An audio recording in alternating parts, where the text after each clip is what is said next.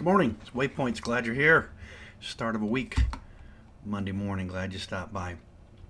Been thinking a little bit about my story, about the telling of my story, and I've been very fortunate, I believe, to have been brought up when I was brought up, where I was brought up, and by who. I was lucky, thinking back, that when I got my first check at my first real job, that first bank teller wouldn't, for whatever reason, cash it, but it wasn't until that second bank and that cute teller there, whose name tag had Carla on it, who eventually became my wife, was the one that cashed my first check. And then later I made this mistake of breaking up with her, and I had this instinct or gut feeling that I needed to get back with her, and I did. And I think about my work and how I worked hard to be successful at my careers, both in education and in ministry.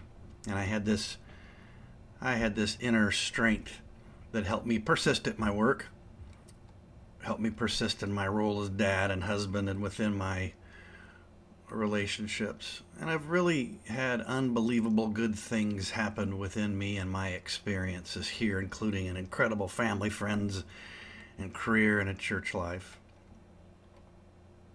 That's kind of nutshell of my story, and I'll tell you, there's nothing untrue in the details of that part of my telling of the story, but there's a huge aspect of that story that's missing in my choice of words. We've been looking at this tremendous privilege that we have, we people who have been enlightened by God's very self, we who have been chosen by Him, where He has exposed His goodness to us, and how it is that we respond to that in the telling of our stories. Because again, we've have these stories that are unique and personal, but they've been planned by God, and we are to take those stories and integrate them into His story, to be part of His grand story. We have these individual testimonies, our stories, as how they relate to Him and how He intervened into that story to bring about change within us and to realign ourselves into a life that's in Him. And how do we express that? How do we communicate that in ways that better reflect Him in our lives? I use the words fortunate, lucky, instinct, gut feeling, inner strength. Nothing wrong with those words. Those words aren't evil.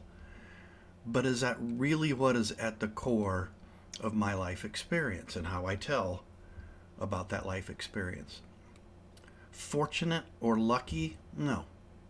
I was blessed by God, who continues to provide goodness inside me. Inner strength, gut feeling, inner strength? No.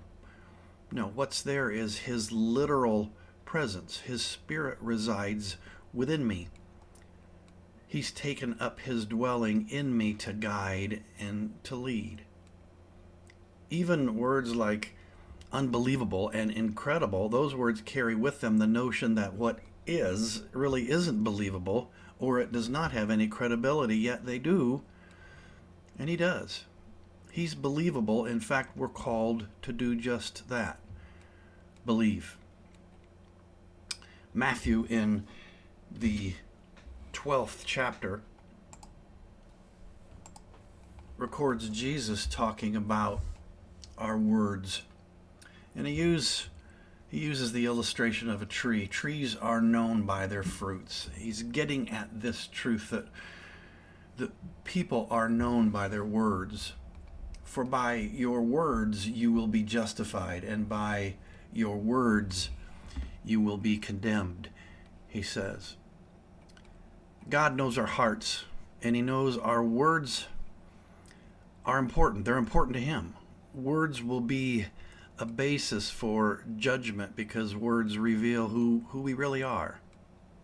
So I think we need to be intentional about this, about how it is that we express ourselves, how it is that we tell our stories, how it is we craft our testimonies to be used in a way that others would be drawn to him. In 1 Peter chapter 3 and verse 15, he says, "But in your hearts set apart Christ as Lord." And then he says, "Always be prepared to give an answer to everyone who asks you to give the reason for the hope that you have."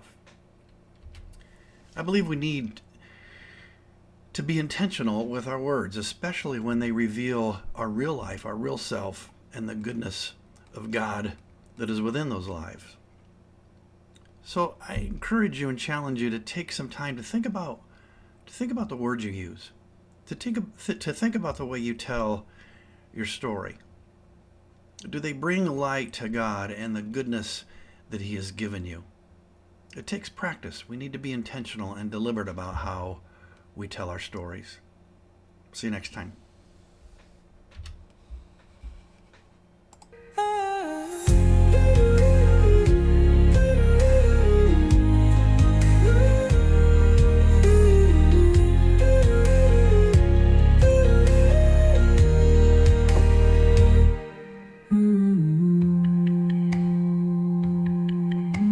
Step to the right.